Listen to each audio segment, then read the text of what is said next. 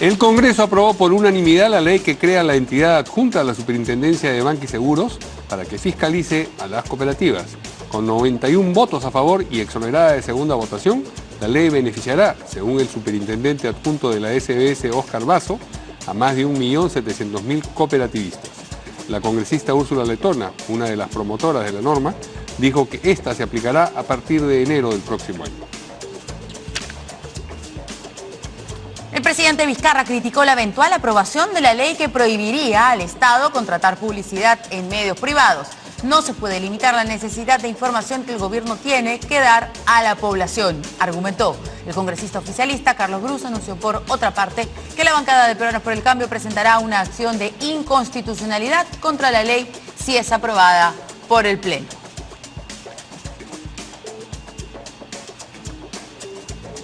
Y voceros y representantes de diversas bancadas presentaron una moción multipartidaria solicitando el inmediato retiro del jefe de seguridad del Congreso, Walter Gibaja.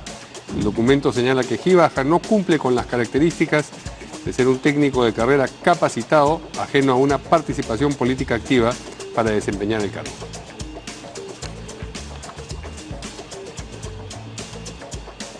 El ministro del Interior acudió esta mañana al Congreso para dar cuenta ante la Comisión Especial del BRAE de la situación en esa zona tras el reciente atentado terrorista producido en Junín. Sin embargo, solo 3 miembros de ese grupo de trabajo parlamentario acudieron a la sesión.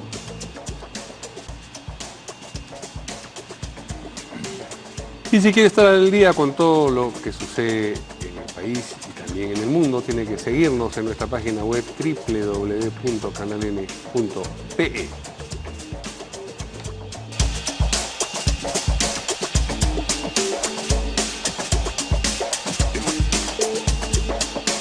¿Qué tal, amigos? ¿Cómo están? Buenas noches. Bienvenidos a En Portada.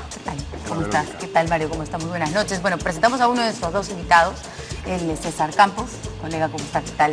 Analista político. Y bueno, Luis Solari está en camino, tenemos entendido que es presidente del Consejo de Ministros y apenas llegue lo vamos a incorporar a la mesa. Queríamos empezar con una información de último momento que ha publicado el Jurado Nacional de Elecciones. Esto está a través del portal del Comercio y está relacionado a Kenji Fujimori. El Jurado Nacional de Elecciones acordó entregar ya la acreditación al accesitario de Kenji Fujimori. Ustedes recordarán que tanto él como Bienvenido Ramírez y Guillermo Bocángel fueron suspendidos del Parlamento Nacional, en tanto serán procesados por la Corte Suprema por los delitos relacionados a estos videos que vimos, donde aparentemente, bueno, se estaba negociando la vacancia de Pedro Pablo Kuczynski, que terminó obligándolo a renunciar. Ahí tenemos justo la nota del Comercio. El Pleno del Jurado Nacional de Elecciones aprobó por este miércoles, por mayoría, suspender las credenciales de los congresistas Fujimori, Bienvenido Ramírez, bueno, etcétera, y entregar a sus nuevos representantes, a los accesitarios. De esta manera, el ente electoral da respuesta al oficio enviado la semana pasada por el presidente del Congreso, Luis Galarreta, en el que informó la suspensión de los 3 legisladores por su participación en la presunta compra de votos para tratar de impedir la vacancia del expresidente Pedro Pablo Kuczynski, y solicita la acreditación de los accesitarios. Bien, entonces se cumplió lo que más o menos se preveía y eso va a cambiar la situación de la mayoría en el Congreso, porque son 3 votos más para Fuerza Popular, ¿no? Sí, y bueno, y dicen algunos que puede ser determinante para lo de la mesa directiva. Sí, claro. Son 57 parlamentarios, y perdí la cuenta, la verdad que para tener la mayoría absoluta son 67. No, digo, ¿cuántos hay ahorita más uno de 130, ¿no? Sí. No, actualmente ¿cuántos hay? En Fuerza Popular, ¿57? 59, con estos 3 59. serían 62, 62. pero hay ahí una periferia. ¿Cómo le llamaban? Siempre hay como satélites, ¿no? En cada gobierno eso para cambiar. Bueno, ¿no? esa bancada de Fuerza Popular, como siempre se dijo, no es activa, militante del partido, ¿no? Keiko Fujimori, a través de sus viajes, hizo compromisos, generó compromisos con muchos líderes regionales. Sí. Y es por ello que hay un buen nivel de independientes dentro de Fuerza Popular que no necesariamente tienen una bandera política o se someten a la jerarquía completamente de Fuerza Popular. Me imagino que en estas circunstancias sí lo harán, ¿no? No, además, después de ver lo que les ha ocurrido sí, a los que se tomaron libertades un poco discrepantes, no deben estar de un ánimo muy... Se activarán todos los resortes de sumisión hacia la jerarquía de Fuerza Popular. Bueno, ya que estamos en números de congresistas y bancadas, hay que comentar también que finalmente el congresista Jorge Castro, que hasta hoy pertenecía a la bancada del Frente Amplio, ya oficializó su renuncia. Él dijo que iba a esperar que lo expulsaran, pero ya hoy día le dirigió una carta, me parece que es al congresista Rosas, que es el coordinador, el vocero de la bancada, que le dice que ya estaba resquebrajada la unidad, en fin, que la diferencia de criterios en torno a la Bajato. Lo cierto es que ya se aparta oficialmente de la bancada del Frente Amplio y claro, 2 días atrás hemos conocido otra renuncia. La de Pedro Laechea. La de Pedro Laechea. Claro, eso habla pues de la inconsistencia que tienen los movimientos políticos, ¿no? Lo que hablábamos, es decir, cada movimiento político en su nueva dinámica lo que recoge son gente que adhiere, pero no a la estructura, no a la organicidad, sino básicamente se sienten independientes. Yo la verdad que creo que eso es muy dañino para la democracia, pero así estamos, ¿no? Ese es el termómetro que ahora se tiene que aplicar a la mayoría de grupos políticos, ¿no? Por justamente llamar a gente que se sube a último momento a un partido político y no mantiene una adhesión, ¿no? Bien, vamos ahora sí con las noticias que hemos desarrollado en los titulares. El Congreso aprobó hoy por la tarde, por unanimidad, la ley que crea la entidad adjunta a la Superintendencia de Banca y Seguros para que fiscalice a las cooperativas. Eso se logró con 91 votos a favor, es una votación bastante alta, y se exoneró al proyecto de ley ahora de la segunda votación. Se supone, ha dicho el superintendente adjunto de la Superintendencia de Banca y Seguros, Óscar Basso, esto parece un trabalenguas, que va a beneficiar a 1.700.000 cooperativistas. Vamos a escuchar lo que dijo el congresista Guido Lombardi, que también ha sido uno de los que ha estado impulsando esta iniciativa.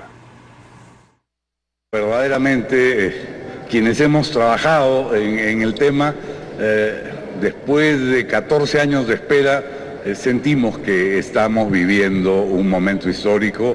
Las cooperativas de ahorro y crédito, que son un instrumento fundamental en la vida financiera del país, sobre todo para los sectores más marginados, de mayor pobreza, van ahora a tener la garantía de una supervisión especializada, profesional e imparcial como la que esta ley garantiza. Pero hemos dado un gran paso y a partir del 1 de enero del próximo año, las cooperativas de ahorro y crédito tendrán una supervisión, los ahorristas tendrán... 14 años, nada menos. A ver, ¿qué dijo el presidente Martín Vizcarra? Él lanzó un tuit, vamos a leerlo. La lucha firme contra la corrupción y lavado de activos requiere de la contribución de todos. Es un paso positivo que el Congreso haya aprobado que cooperativas serán supervisadas por la SBS. Dará seguridad a ahorristas, formalizará las cooperativas y optimizará la economía. Muy bien. ¿Qué nos dice de la aprobación de esta norma? Habría que notar la singularidad del Twitter del presidente, que es, por lo menos luego de aprobada la ley por esta absoluta mayoría de 91 votos, menciona el tema de la lucha contra la corrupción y el lavado de activos. Si ustedes se detienen a escuchar a Guido Lombardi, al señor Óscar Basso de la Superintendencia, a la señora Letona, todos hablan de la manera como, y al presidente de la Comisión, por supuesto, alterna, que ha aprobado esto, todos se refieren a la optimización del sistema mutual, cómo se va a mejorar, cómo se le va a dar garantías, en todo caso, a los ahorristas, a los socios ahorristas de una mutual, pero de una cooperativa, perdón, pero no mencionan esto que el presidente sí le pone énfasis y que nosotros hemos venido discutiendo, que básicamente la norma se requería para luchar contra el lavado de activos y contra la percepción y quizás algunas certezas de que había grupos organizados, sea en el narcotráfico, sea también en la tal ilegal, sea en la deforestación del Perú en general, que estaban depositando ahí recursos. Entonces, yo creo que el presidente hace bien un poco en devolvernos la tónica que tuvo el debate, porque en realidad el debate no iba a que vamos a optimizar el sistema cooperativo nacional. Básicamente era, oiga, acá hay un descuido. Y en segundo lugar, no es necesario hablar de una entidad, porque veo que en el titular llaman entidad. Yo hasta donde tengo entendido, lo que se ha creado es una superintendencia adjunta que imita un poco la situación de, por ejemplo, la Superintendencia de Administración Tributaria y Aduanera. La SUNAT tiene 3 superintendencias adjuntas y se tienen el mismo nominativo además. Una superintendencia adjunta de aduanas, la superintendencia adjunta de tributos internos y la superintendencia adjunta de administración. De tal manera que hablar de una superintendencia adjunta no es hablar de la creación casi de una entidad paralela, no hay ninguna entidad, todo está bajo la égida de la SBS. Yo creo que vendría a ser una división en todo caso de la SBS, más no una entidad propia, ¿no? Entonces, creo que esto es un logro, además sensato, de parte de todo el conjunto del Congreso. La conducta ahora de Fuerza Popular ha variado notablemente desde que empezamos a discutir este tema, y me parece que demuestra que cuando es posible conversar y ser razonables en aspectos donde todo el mundo estaba opinando, con conocimiento de causa, por supuesto, que la SBS era la entidad llamada a supervisar los fondos de las cooperativas, bueno, así se haya cumplido, ¿no? Muy bien, ya nos acompaña también el doctor Luis Solari, expresidente del Consejo de Ministros. ¿Cómo está? Buenas noches. ¿Qué tal? ¿Cómo están? Me disculpa por el retraso, pero una neumonía doble de un paciente. En La Molina, ya está lo que venir de La Molina. A La Molina no voy más. No, como dice sí, la canción. Claro que sí, mil disculpas. No, no hay problema. No Con hay los problema, televidentes sobre todo, ¿no? Así es. Bueno, estamos comentando aquí que el Congreso ha aprobado por unanimidad sí, pues es una institución, una superintendencia adjunta efectivamente a la división. A la SBS, división. a la No, no es una SBS entidad, para ¿no? supervisar es cierto. cooperativas. Como hemos dicho antes, el 2021 ya está aquí. Entonces todo el mundo piensa en el 2021, la última encuesta es una catástrofe, ¿no? Pues para Fuerza Popular, ¿no? Son los dueños del Congreso y el Congreso está peor que nunca. No levanta a Kenji, obviamente, tampoco la candidata. Entonces, obviamente, comienza, ¿no es cierto?, a cumplirse eso que hemos conversado tantas veces. 70 y algo congresistas, con 24% del padrón. Las tribunas miran. Eso va bajando, ¿no? Ese 24% del padrón les dio los escaños, están ahí en la tribuna con el partido, van bajando, juegan mal, ¿no? Juegan mal, la gente se va, se para, se larga del estadio, es igual. Entonces obviamente han tenido que pasar por el aro. Sin embargo, debo señalar que si bien es cierto una superintendencia especializada, como quien dice, suena muy bonito, pero a la hora de los cabildeos es más fácil, ¿no es cierto?, cabildear con un elefantito que cabildear con todos los elefantes juntos. O sea, cuando uno le hace tantas, una cosa es que haya un superintendente y otra cosa es que hayan intendentes de las materias. Pero cuando uno hace una especie de superintendente, los cabilderos, pues sabemos, pues, ¿no?, quiénes son los que cabildean. O sea, imagínense, desde el 2002 que se quiso imponer cámaras de rayos X en las carreteras, Canadá las regaladas, y hasta ahora no hay una instalada. ¿Y por qué? Cabildeo, pues, ¿no? Cabildeo, los contrabandistas, los traficantes, etc. Entonces, cuando la entidad es pequeña dentro de una grande, el cabildeo, la manipulación, la corrupción, digamos, se facilita. Yo prefiero entidades grandes, una sola cabeza, y abajo hay, pero bueno, eso es lo que ha salido. Hay que darle las gracias pues al país, porque esto es un logro del Perú, ¿no? Las encuestas. Lo que sorprende, Lucho, es la unanimidad, ¿no? Y eso es lo que hay que resaltar. Pero en este caso Perú, no ha habido... Pues, ese es el Perú que impone... No lo vería así. Yo creo que en todo caso ha sido un esfuerzo de todas las bancadas para encontrar un punto medio en ese aspecto que no afecte en general la jerarquía que va a tener la superintendencia siempre para mirar este tema.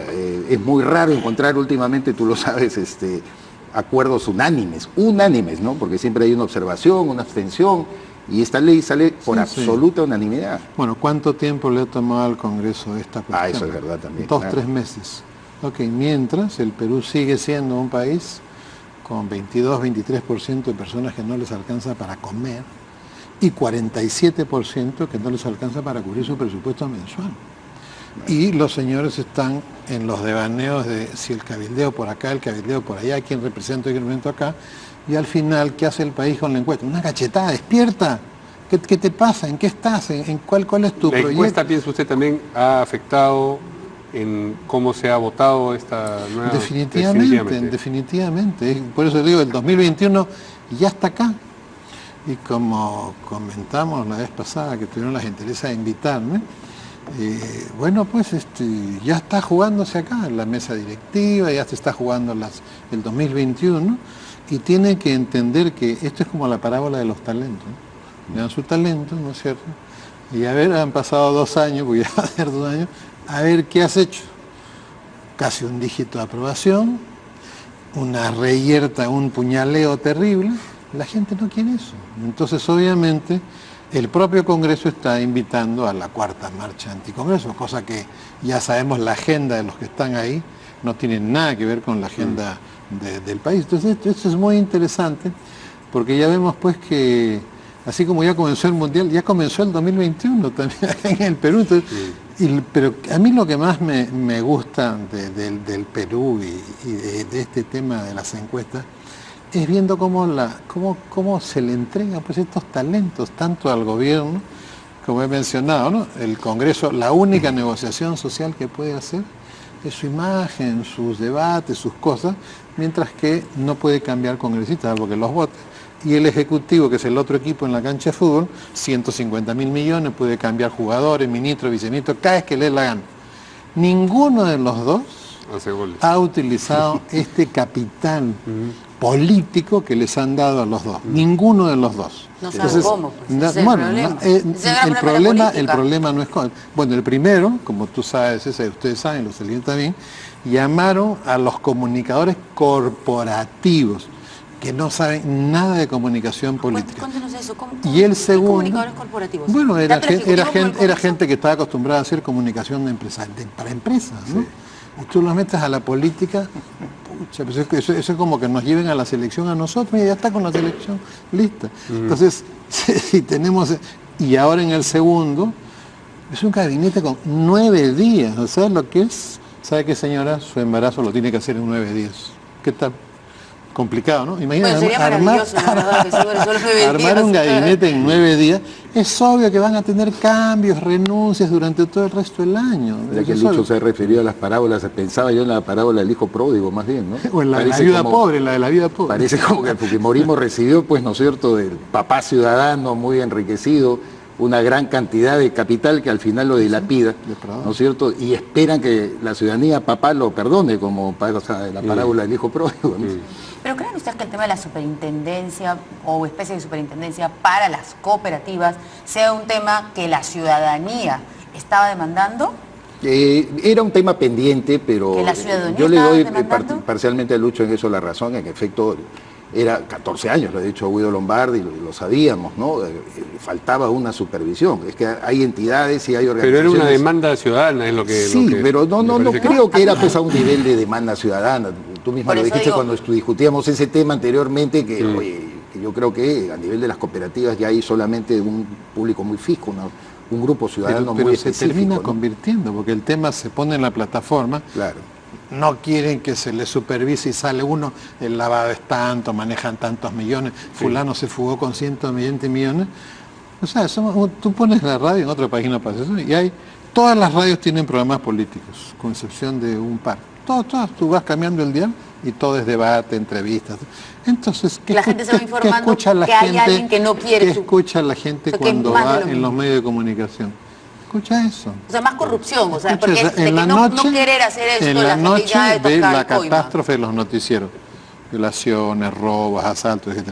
Y en las mañanas ve la catástrofe de la política. Entonces, la gente va, a pesar que no es un país muy politizado, digamos, la gente que es el mejor actor político, hace política en el día a día. Esto es como hacer la plaza diario, como se hacía antes, cuando yo estaba chico, la fruta se compraba a diario, el pescado se compraba a diario y el mercado se iba a diario. Ahora, pero entonces, hay una politización a diario, pero temática. Según el tema, la gente lo ignora, y en lo de las cooperativas la gente Pero frente a lo que tú señalabas, creo que el mensaje aquí también es la posibilidad de que el Congreso colabore con el Ejecutivo, porque la demanda del presidente para que se apruebe esta norma, más el grupo oficialista que la promovió y la resistencia inicial que tuvo el fujimorismo, hablaba pues ya de una nueva incompatibilidad, algo que le ha hecho mucho daño también al propio fujimorismo. Yo sigo pensando que el ciudadano común y corriente cree que el Congreso estaba llamado a cooperar, por lo menos en líneas gruesas, con el Poder Ejecutivo. Y es una que victoria cuando política ha desgastado, para Vizcarra. ¿no es cierto?, a PPK también se ha desgastado el Congreso por la modalidad. Yo creo que eso está además comprobado por las propias encuestas. Pero para sí, ayudar ahora claro, a que justamente no existan cuadros mayores de anemia, para que no tengamos problemas con la economía, viene una prueba de fuego de un tema que justamente también lo íbamos a tratar el día de hoy, pero no sé si está previsto, respecto a si le van a dar o no las facultades legislativas al Ejecutivo para el tema tributario. Pero como entra un nuevo ministro de Economía, la cosa está en stand-by, ¿no? Político para Vizcarra. Pero cuando el presidente dice hay que ir por allá y el Congreso se va por allá, es pérdida. Pero si él sale y dice hay que ir por allá y el Congreso va por allá, termina siendo un triunfo, pues así como que ganó la batalla con los persas, ¿no? No, pero es una cuestión es una cuestión importante que el presidente diga, este es el camino. Una escaramuza, digamos, y el Congreso allá. Bueno, tampoco no hay pues que quitarle. Hay que entender, o sea, de la noche a la mañana uno se convierte en presidente, tienes 9 días para hacer un gabinete. Oye, le exigimos todo. No es pues ni San Pedro. Y con dos bajas. Como ya viene el día en que van, que van a hacer cardenal como José Barreto. Vizcarra no es San Pedro y San Pablo, pues, o sea, calma, ¿no? ¿Cómo es cuando Judas se ahorca? ¿Cómo escogen a Bernabé, que era el sustituto? Dicen, hicieron oración y lo echaron a la suerte. Hicieron eso, lo echaron a la suerte. Y dije, bueno, este es. Bueno, así no se escoge el ministro, pero si en 9 días se escoge un gabinete de 18 personas sin repetir ministro. ¿Quién ahorcado en todo claro, ¿quién sería Judas? ¿Quién sería Judas? Bueno, ¿quién es Judas, pues? Por favor, además también quisiera saber quiénes son estos comunicadores de no soy doctor en Biblia. ¿Quiénes son estos comunicadores de empresa además que no han hecho un gran trabajo? Que estaban en Palacio, pero... No sé, para saber, para informarnos también, ¿no? Bueno, acá la comunicación política es... hay un tiempo exacto, ¿no? Como todo en la política, hemos dicho antes, hay un tiempo. No hay ni un antes ni un después, hay un tiempo. ¿Y qué es lo que no piensa el que está en Palacio? Él hace comunicación para el presente. Y resulta que el presente, esta palabra que yo acabo de decir, cuando ya la terminé, ya está en el pasado. O sea, el presente es como el ancho de una hoja. Así, apenas una raíz. Pues, entonces claro, todo se hace para el futuro. ¿No? ¿Para qué nos levantamos cuando nos despertamos? Para el futuro. ¿Para qué cruzamos una calle? Para el futuro. Cuando terminemos ya estamos en el futuro. Entonces, la comunicación política es una comunicación que se genera en el pasado, porque ya pasa muy rápido, se comienza a ejecutar en el presente, pero se ejecuta en el futuro y para el futuro. O sea, yo voy a hacer una cosa para que las cosas estén acá el jueves, pero van a estar el jueves porque yo quiero que el próximo jueves estén allá. ¿Y qué hace el comunicador? Hay que subir la encuesta al presidente. Yo la he vivido, pues, he visto cómo es esa cosa, ¿no? Y el presidente es como esta soga que sube, el presidente se pone así como la soga. Bien, tenemos que ir a una pausa, pero en el futuro inmediato vamos a regresar para abordar otro tema, que es la crítica del presidente Vizcarra nuevamente a la posible aprobación por insistencia de la llamada ley Mulder. Con eso volvemos. Aquí está el periodismo en pleno.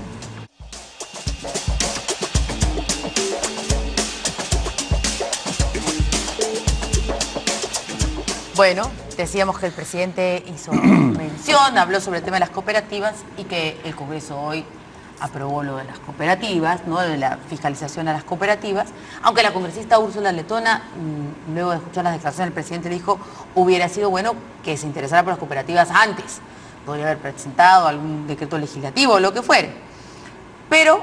O sea, otro tiene la culpa. Es un clásico nacional. Es un clásico nacional, eso sí. Otro tiene la culpa. Pero el presidente Vizcarra también ha hablado sobre la eventual aprobación de la ley que prohibiría al Estado poder poner publicidad en los medios de comunicación privados. Dijo, no se puede limitar la necesidad de informar que el gobierno tiene que dar a la población. Mañana esto va a ser en la mañana, probablemente, ¿no es cierto? lo que tenemos entendido que mañana en la mañana, es que sería debatido y probablemente aprobado. Vamos a escuchar al presidente Vizcarra. Nosotros no estamos de acuerdo con esa norma.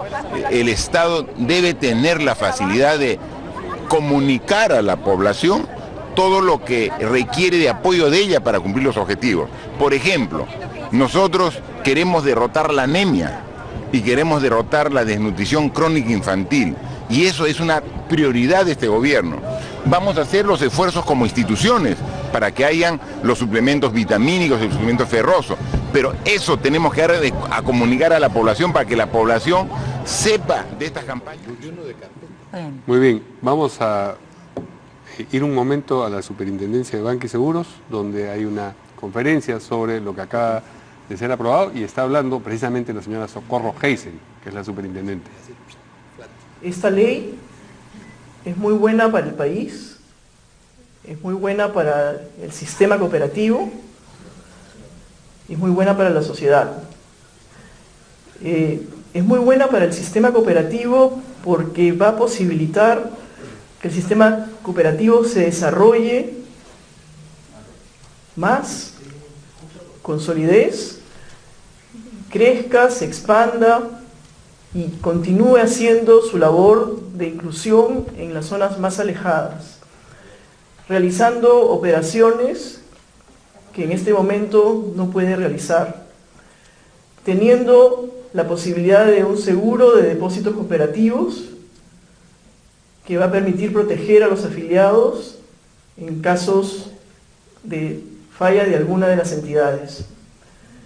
Y es muy bueno también porque va a introducir mayor competencia al sistema financiero. Ahorita en conferencia. La posibilidad de que las cooperativas tengan un marco financiero moderno, adecuado a estándares internacionales, les va a permitir competir en igualdad de condiciones, en mucho mejores condiciones que ahora, con las entidades financieras, y les va a poder permitir crecer. Y esta va a generar competencia en el sistema financiero y va a permitir posiblemente mejores tasas de interés para tanto los depositantes como los deudores del sistema financiero. Y además es bueno para el país porque va a fortalecer nuestro sistema de prevención de lavado de activos y financiamiento del terrorismo, va a permitir evitar que el sistema cooperativo sea utilizado por malos elementos que se aprovechan del sistema cooperativo para hacer negocios ilícitos. Yo creo que es importante en este momento agradecerle al Congreso Nacional, a todos los congresistas, y agradecerle también al equipo de la Superintendencia, a Oscar Basso aquí presente, Ana María Esquerre, Carlos Butrón, Mila Guillén, y a todos los demás miembros de la Superintendencia que han participado con mucho trabajo, mucho esfuerzo en los últimos meses en desarrollar este proyecto. En estos momentos estamos iniciando un proceso de adecuación a la nueva ley. Esperamos la promulgación de la ley y empezaremos a trabajar en el desarrollo de los reglamentos, de las regulaciones, y en fortalecer las capacidades de supervisión tanto de la Superintendencia de Banca y Seguros como de la Federación de Cooperativas de Ahorro y Crédito, desarrollando mejores procedimientos de supervisión y fortaleciendo los equipos. Y también esta ley tiene todo un proceso de adecuación gradual que les va a permitir a las cooperativas poco a poco ir mejorando sus sistemas de gestión de riesgos, sus sistemas de gobierno corporativo y adecuarse así a esta nueva ley. Y eso es lo que yo quería decir. Estoy lista para sus preguntas. Muchas gracias.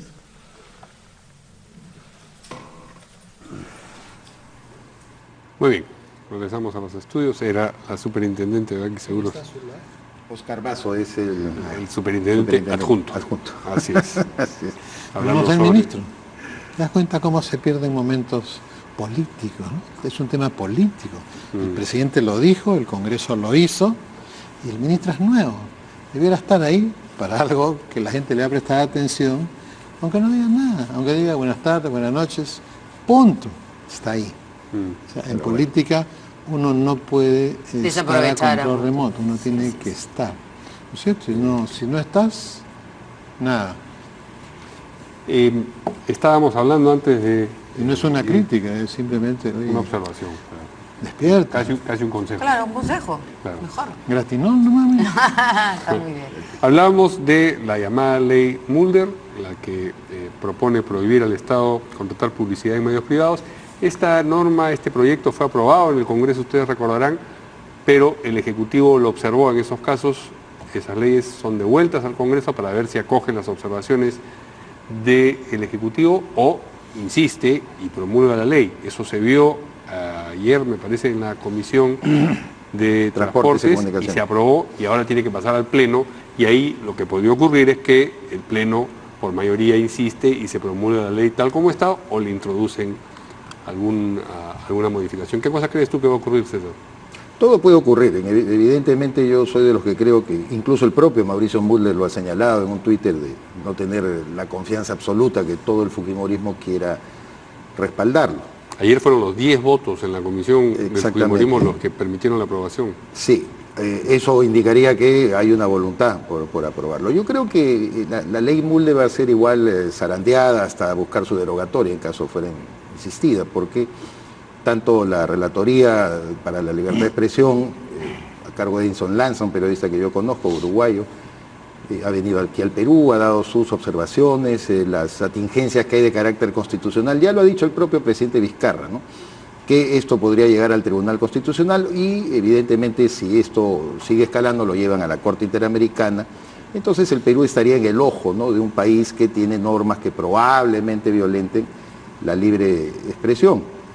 Pero yo creo que igual sigo creyendo, lo he manifestado en distintos medios de comunicación, que el proyecto de Mulder o la llamada ley Mulder tiene una enorme virtud por dos aspectos. Uno, que ha puesto sobre la mesa este manejo a veces arbitrario que tiene el Estado para la colocación de la publicidad.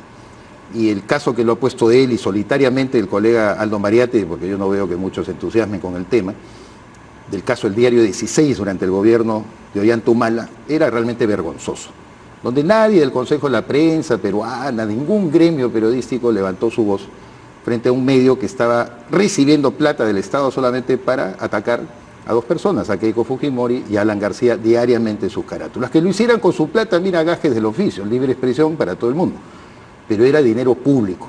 Y tanto era dinero público que ese diario desaparece cuando acaba el gobierno de Ollanta-Humala. Entonces Mulder lo ha repetido varias veces y se ha inspirado en ello.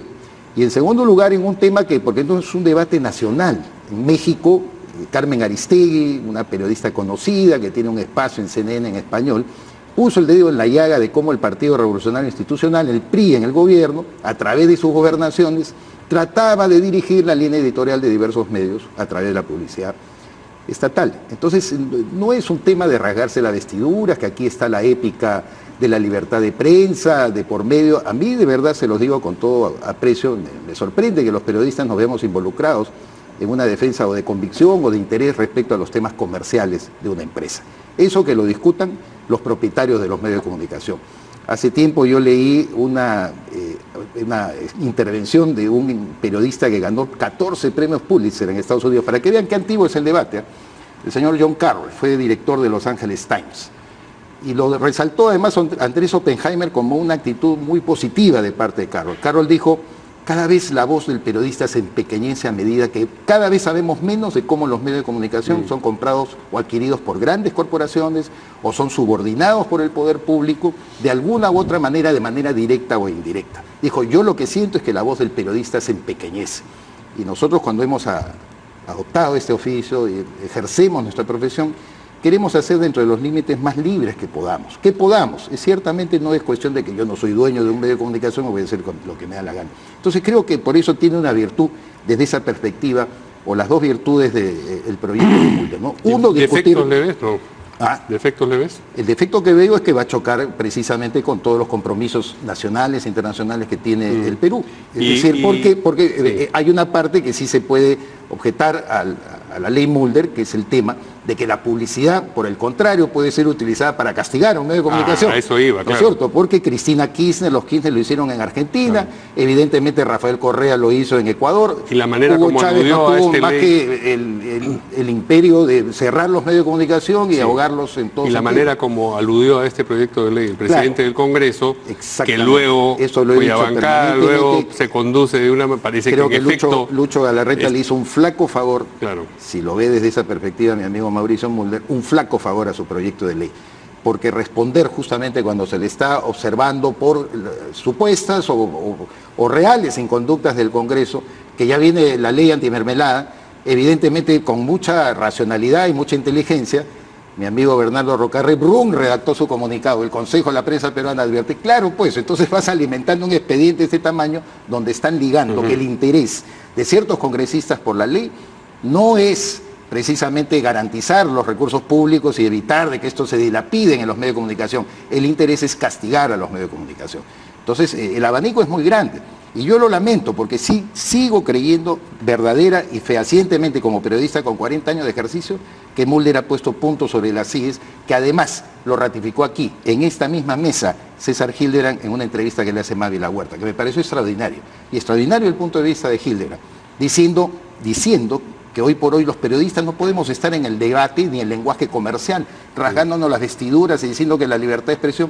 Mulder no es un personaje que quiera atentar contra la libertad de expresión. Es realmente nocivo que se le diga eso a una persona que perteneció al Foro Democrático, que estuvo contra el tráfico y la venta de medios de comunicación de sus líneas en el gobierno de Fujimori. Me parece realmente increíble que por ejemplo, Mecha Arauz diga, aún la ley Maduro, que compare a Mulder con Maduro. A mí me parece una exageración de Mecha Arauz. Podría tener mejores argumentos, y los tiene evidentemente, para poder parar ese proyecto de ley. Pero aquí se quiere discutir entre blanco y negro el tema. Yo sinceramente no lo veo blanco-negro. Todo en este país se discute entre blanco y negro. Lamentablemente, ¿no? Eso es lo lamentable. ¿Qué? No se abre ¿Qué? espacio para un gran debate sobre Nunca. eso. A mí me Sí, hubiera dale. gustado que este proyecto lo presentara el señor Mulder el 1 de agosto del año 2006, cuando juramentó el presidente García. A ver qué hubiera pasado con este proyecto en el Congreso. Estoy seguro que no hubiera sido aprobado. Estoy seguro que hubiera sido archivado. Hay una frase famosa que vi en una película, cuando el cine Ritz era un cine impoluto y decente. Ritz. Después ya lo malearon. Sí, sí. Había cinefón. El interés modifica las intenciones. Este es un caso típico. Pero si el problema no es la norma, el problema no es el dinero, el problema son las personas que toman la decisión, como tomó Montesinos y Fujimori, de poner montañas de dinero para comprar una línea editorial. El problema es la intención con que se hacen las cosas. El problema son las personas, la naturaleza de las personas. Y alguien pretende legislar sobre la naturaleza. Oye, si hay un fulano que compra, ¿no es cierto?, que le ponen publicidad para que escriba a favor, que lo denuncie. Eso es la democracia. O sea, no es, mi querido César, un tema de que no me vengan a rajar a mí de la libertad, porque si tú quieres armar una democracia, tienes que utilizar los linderos de la democracia, no decir, esto es democrático y no está en ese lindero, está fuera. ¿No es cierto? Oye, si el gobierno quiere poner, que le ponga la ciudad, allá el imbécil, que es dueño, director de un medio, que a cambio de eso subyuga la línea.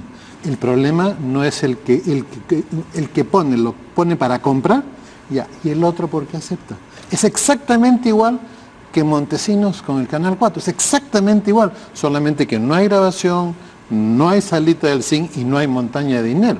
O sea, ¿por qué acepta hacer eso? ¿Por qué no renuncia a hacer eso? Entonces significa que tenemos un problema gravísimo de personas. Y eso, la solución no es, pues, la solución no es una ley nueva. Esa no es la solución. En abono de Mulder, yo te quiero decir, no estoy seguro, Lucho, si tú has seguido todo el debate, pero Mulder ha dicho que todos los gobiernos, incluyendo los de Alan García, han cometido este tremendo error a veces de pretender o creer, es su punto de vista, de creer que a través de la publicidad iban a mejorar su condición, no por subordinar a los medios, ¿no?, sino creer que este dispendio, dice él, de dinero del recurso público va a apuntalar popularidades caídas de ministros, de jefes de Estado. y él ha dicho claramente, a mí no me vengan con el tema de Alan García, porque también se hizo en el gobierno de Alan García. Perdóname, en segundo lugar, en el gobierno de Alan García justamente es que se aprueba la ley de regulación, que todo el mundo está diciendo vamos a reglamentarla. ¿Y por qué no se reglamentó? 12 años sin reglamentar, parece la ley de cooperativas, 14 años sin establecer una fijación. ¿Tú crees que a los medios de comunicación, a los propietarios me refiero, no a los colegas periodistas, no les interesaba de alguna manera haber propiciado el debate sobre ese reglamento cuando presentaron un proyecto, una propuesta de reglamento? Entonces, por eso te digo que en temas de libertad de expresión, temas de libertad de prensa, siempre marchemos un poco con cuidado. Yo soy de los que creo, y siempre se lo he manifestado aquí a Verónica y a Mario, de que a veces los periodistas, que siempre nos rajamos la vestidura, nos cortamos las venas porque somos amenazados, porque somos amedrentados, porque somos insultados, sobre todo colegas mexicanos que son víctimas, ¿no es cierto?, de los carteles de la droga, merecemos pues siempre garantías y respeto. Pero también comencemos a mirarnos el ombligo, a ver cuántas veces nosotros fallamos en el ejercicio de nuestra libertad de expresión. Porque Ahora, tenemos un micrófono, porque tenemos una cámara y porque tenemos una forma de... Somos un montón de gente los periodistas. También, es verdad, Y hay no hay que individuos que generalizar, se sí. conducen de una manera y de otra, y hacer es como hablar Eso de generalizar, de los dentistas. Bueno, Los dentistas pero son nosotros todos, sí generalizamos con el Congreso, por ejemplo, ¿no? Nosotros, digo, en general, la proclividad del periodista es el Congreso, y por eso la situación del Congreso. O sea, no hay un solo personaje en el Congreso que valga la pena, no hay una persona inteligente, Sí, no hay una ciertamente, persona... claro. Sin duda lo hay. Pero por eso esas generalizaciones, hace un rato Verónica hacía un comentario de cómo nos gusta ver las cosas blanco No nos negro. vayamos del tema, ¿no? O sea, mi especialidad es tomar decisiones, he sido entrenado para eso. Tengo que tomar 50 en una noche con un paciente grave en cuidado intensivo. Soy entrenado para eso me ha ido bien en los cargos públicos. Cuando uno se le baja la llanta, uno no va y compra una batería. Uno va y cambia la llanta, o al revés. Entonces, ¿cuál es el problema? Que un fulano en un ministerio está poniéndole un montón de plata a un medio de comunicación y que subyuga involuntariamente la línea. ¿Y cuál es la solución en una democracia? ¿Y por qué el Congreso no le hace control político a ese ministro? ¿Por qué no lo sienta? ¿Por qué no le saca la mugre? ¿Por qué está gastando esa cantidad de dinero? ¿Y por qué no lo bota de un puntapié con una interpelación y una censura? ¿Por qué no han hecho eso? O sea, a mí que no me vengan a enseñar cómo se maneja el Congreso y el control político. Este es un Congreso que está como está porque no hace control político. Y la primera función de un Parlamento, porque para eso se fundó el Parlamento, para vigilar al rey en el uso de los impuestos. La primera función de un parlamentario es control político. Vienen los cooperantes y el Congreso, dame la plata, procesalismo parlamentario. O sea, aprende a hacer ley, aprende a tontear en el Parlamento, aprende a tontear. Y no control político. Solamente he visto en el Perú un manual de control político en gastos de defensa de la Fundación Correo Adenauer. Nadie. ¿Un congresista sabe hacer control político? No. Entonces, si alguien va a decir, se rasga las vestiduras, oye, que no le den plata a los medios, y tú que estás ahí con el poder investido del Congreso, ¿por qué no lo usas? ¿Por qué no sientas al ministro? ¿Por qué no le sacas la mugre? ¿Por qué no lo botas de un puntapié a su casa y vas a ver que el siguiente no va a gastar ni la quinta parte? No, nos enteramos 5 años después. ¿Y por qué no 5 años después? Porque hubo gente ahí sentada, no digo una lisura, pero merecería, que no hizo el trabajo para el que fue elegido y cobró por un trabajo que no estaba haciendo. O sea, algo indignante en nuestro país, en el mundo en general, y disculpe que así me enardezca, será el tráfico de Lima que me he puesto así, ¿no? Es que alguien cobre por un trabajo que no hace, que no lo sabe hacer o que lo hace mal, pero el peor de todos es el que no lo hace. De acuerdo. Entonces, el señor Mulder, a quien quiero muchísimo y lo considero uno de los mejores parlamentarios, no nos va a venir a enseñar democracia poniendo una ley de este tipo, cuando él ha sido incapaz en el Parlamento, por ejemplo, de llamar al ministro Saavedra, porque estaba ganando 80, 800, no sé cuántos millones en anuncios, en esta vaina. Sí lo llamaron, y Saavedra justamente uno de los que más nos vacunaba era Mulder, ¿no? No, ¿y por qué no estuvo interpelado? Por el gasto en publicidad.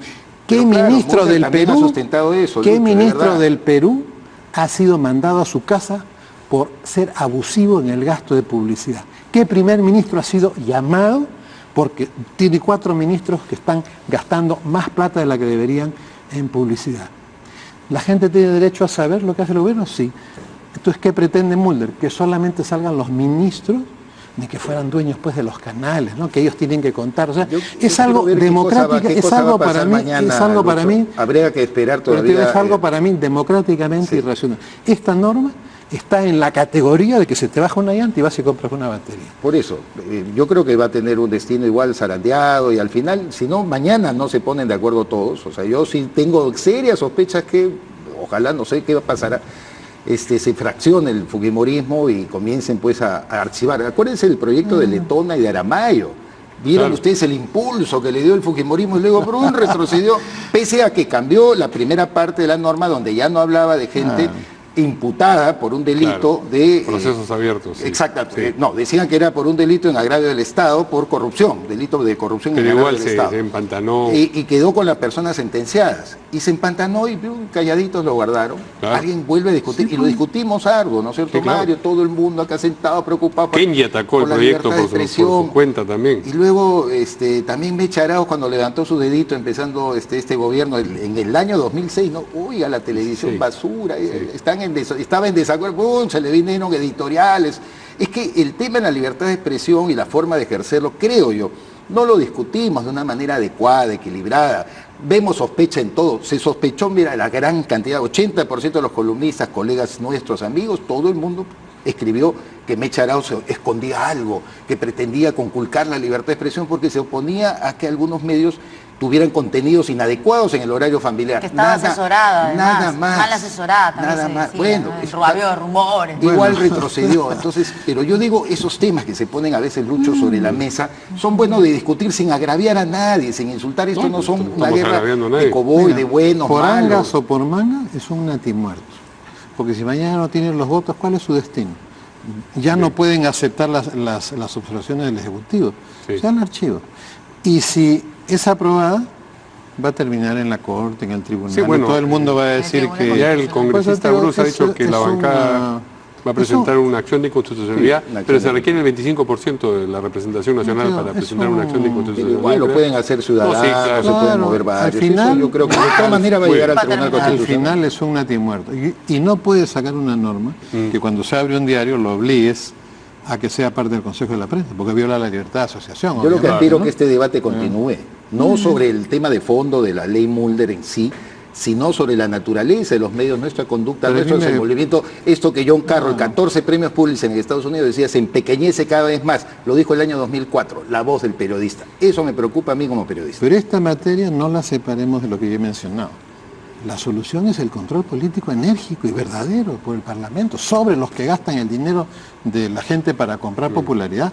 Esa es la solución dentro de una democracia. Yo he visto vapulear, insultar embajadores de otros países en la Cámara de Diputados, en los comités de la Cámara de Diputados de Estados Unidos. ¡Fa, fa, fa, fa! ¿Cómo son los interrogatorios? La cachetada limpia en términos metafóricos, por supuesto. No vaya el señor Trump a meterle alfileres a una foto. Y además Debemos ir no a un- sirve de nada ese tipo de publicidad. O sea, poner una publicidad de que hoy inauguré tantas postas médicas, soy lo máximo, eso en realidad no sirve de nada, justo lo La tía Sunedu, por favor, cuando Mulder objeta, pues mira ese tipo de marketing que hacía la tía Sunedu, de verdad que daba que pensar, en esto gastas tú la plata del Estado, en la tía Sunedu, poniendo una señora que te castiga, no era pues ni siquiera marqueteramente, creo yo, viable. Eso es lo que Mulder ha puesto sobre ¿Pero la cuál mesa era la como solución? debate. Llamaban a la superintendente. No, llamas al ministro. Llamas al ministro. Llamas al claro. ministro, a la superintendente ya está ahí. ¿Qué están llamas al haciendo con ministro, esa fa, plata? fa, fa. Vamos a una pausa. En sentido metafórico. por Todo favor. metafórico, no a la violencia.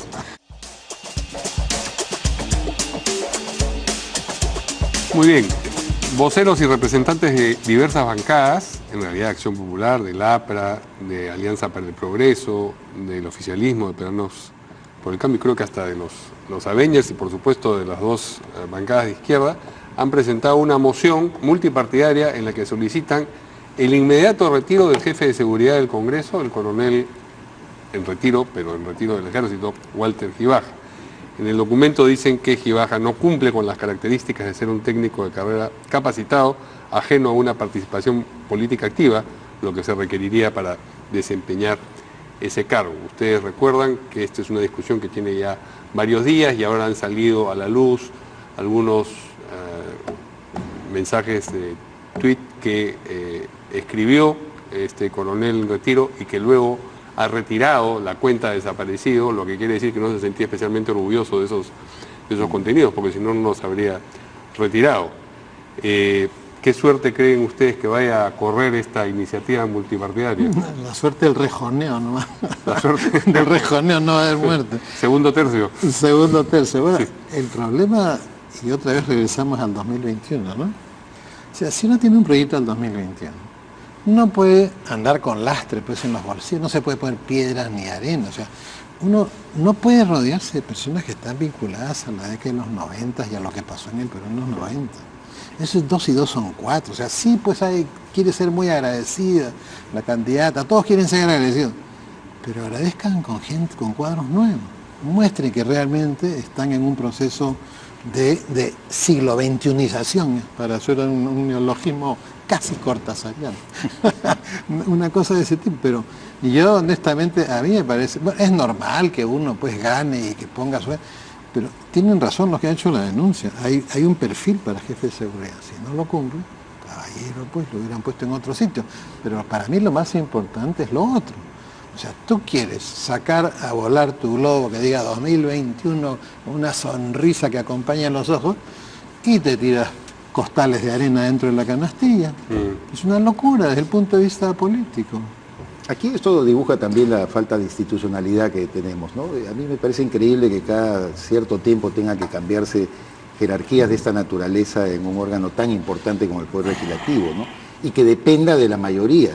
O sea, yo debo entender que un jefe de seguridad que ha sido convocado hace muchos años, es un hombre especializado, que ha cumplido todos los perfiles. Segundo lugar, que es un acuerdo multipartidario el que determina, ¿no es cierto?, que pueda acceder a ese puesto, y no necesariamente que una mayoría sea la que tenga que nombrarlo porque es afín a su partido. Y eso también, vamos a hablarlo, es un problema pues de todos los últimos Sí, ciertamente. gobiernos que han habido el Poder Legislativo, cambiar a los jefes. Entonces, eso nomás revela y desnuda y nos acostumbramos, lo peor de todo, ¿no? Que no tenemos respeto por determinar que una persona meritocráticamente llegue a un puesto y que nadie lo mueva. Por Dios, ¿por qué cada 5 años, 3 años, y depende del humor del presidente del Congreso, la presidenta del Congreso, lo mueven, lo sacan, cambian al jefe de prensa, vuelven a poner a uno allegado? O sea, una agencia de empleos total.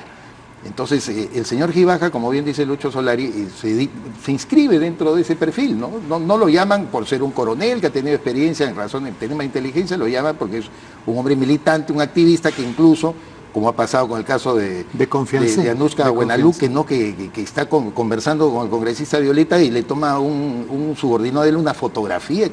Yo la verdad que yo he elaborado en el Congreso, he pasado algunas veces por ahí, yo no he visto barbaridad de esa naturaleza que venga, además casi con una impresión matonesca, ¿no? A tomar una foto a una periodista que entrevistan. No, la verdad que el señor Gibaja debería tener algo de dignidad, ni siquiera esperar que lo saquen, y él mismo renunciar. Y en segundo lugar, yo propongo, para que justamente estemos en la línea de lo que he señalado, de que se nombre multipartidariamente a estas jerarquías, que se nombre a uno por partido y que se busque la meritocracia dentro del Congreso. No puede ser que, repito, cada partido que ejerce mayoritariamente el poder dentro del legislativo tenga que estar determinando eso, ¿no? Me parece que es absurdo. Regresamos a la llanta baja y a la batería. O sea, la solución, si bien es cierto, es una solución rápida, transitoria, la solución final es volver a tener carrera pública. Claro. Entonces cambian pues al oficial mayor, cambian, pero ¿por qué va a cambiar el jefe de seguridad de la Cámara de Diputados o el jefe de seguridad? Es que ni el oficial mayor debería ser cambiado, Lucho.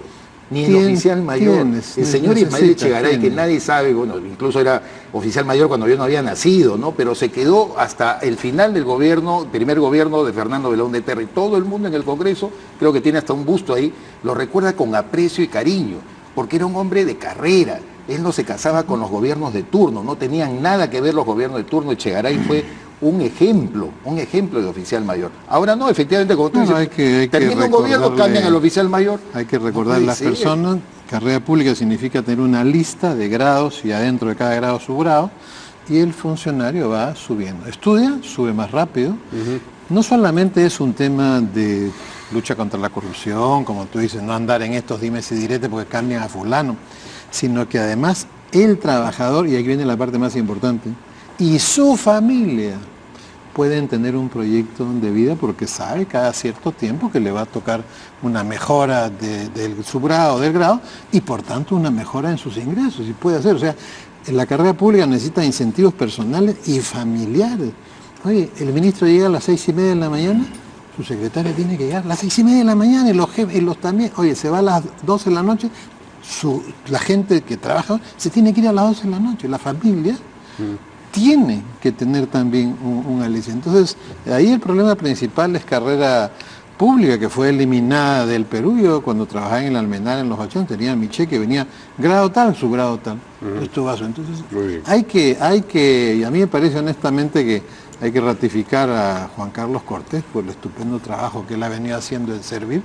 Está adecuando 400 unidades del aparato público a la ley Servir, que significa que finalmente estos trabajadores van a tener su carrera. Llega un ministro, en otras partes, cuando hay carrera pública, solo cambias ministro, viceministro y los directores. Punto, nadie más. Muy bien, muchas gracias a nuestros invitados. ¿Se acabó? Agotó el tiempo. ¿Y no hemos visto las uñas de arriba, Perú? Un close-up, como dicen los españoles, un close-up. Por las redes sociales. Solamente para sí. mencionar que el ministro del Interior estuvo esta mañana en el Congreso de la República para dar cuenta sobre lo que está pasando en el BRAE. Solo 3 miembros del grupo parlamentario acudieron a la sesión. Ese es el interés. Ahí está. Buenas noches. Hasta mañana. Nos vemos mañana. Gracias.